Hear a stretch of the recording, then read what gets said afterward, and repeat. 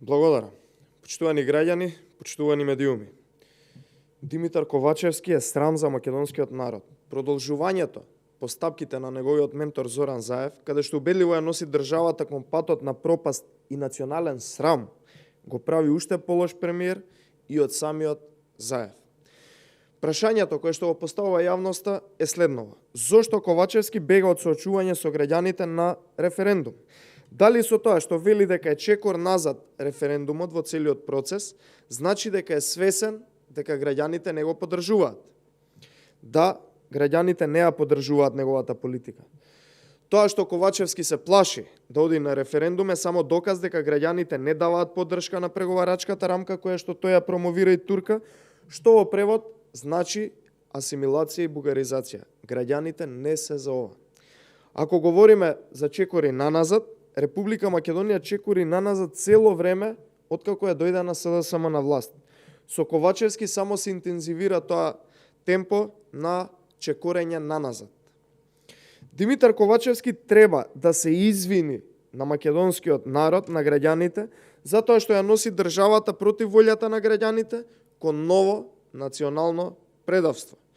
ВМРО-ДПМН нема да дозволи промена на устав по ниту една цена. Цената што сака Ковачевски да ја платат граѓаните и државата е преголема. Манипулациите на Ковачевски и кликата околу него ќе пропаднат ако тој прифати и излезе на референдум. И затоа и е исплашен и се плаши од народот, како што всушност видовме дека е исплашен и на онаа приватна партиска прослава која што имаше направено во Крушево, каде што не им допушти на граѓаните да го чествуваат празникот како што доликува и треба. Дополнително, додека Ковачевски оди против сопствениот народ, на државата и се случува економски крах. Ценовни шокови, поскапување, инфлација, најнизок раст на бруто домашен производ во регионот, најмалку странски директни инвестиции во државата. Ова е класичен неуспех на Ковачевски и на целиот тим на СДСМ во владата. Ковачевски и сите тие околу него кои што управуваат со владата се срам за Република Македонија. Благодарам. Сега би сакал да одговорам на едно прашање кое што стигна од национален медиум Алса телевизија. Прашањето е следно.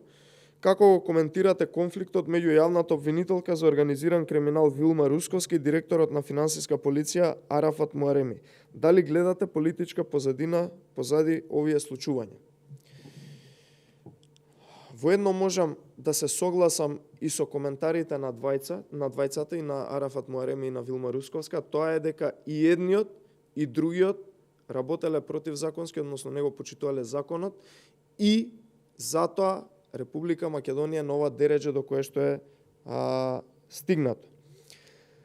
Сите знаеме дека довербата во судството е ниски 8%, а ова е уште поголем показател зошто оваа доверба на граѓаните кон правосудството е толкава. Сите знаеме за функционирањето на Вилма Русковска.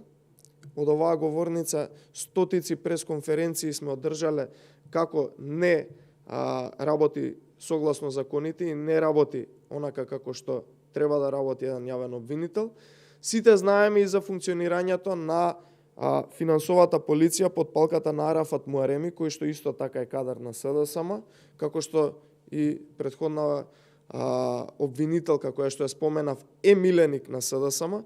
Сите знаеме за функционирањето на Арафат Муареми и за оние стории кои што кружат во јавноста за рекетирање, бидејќи нормално е човек кој што потекнува од таква партија, од таква влада да го прави тоа, барем нормално е во СДСМ, инаку за никој друг не е нормално.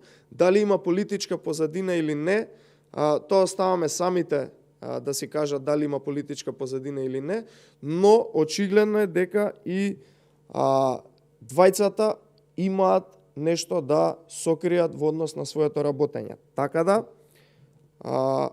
многу едноставно, двајцата треба да си поднесат оставки и да дојдат професионални луѓе кои што нема да зависат од партијата СДСМ или од луѓето во владата, за да се подигне довербата на граѓаните во правосудните органи. Благодарам.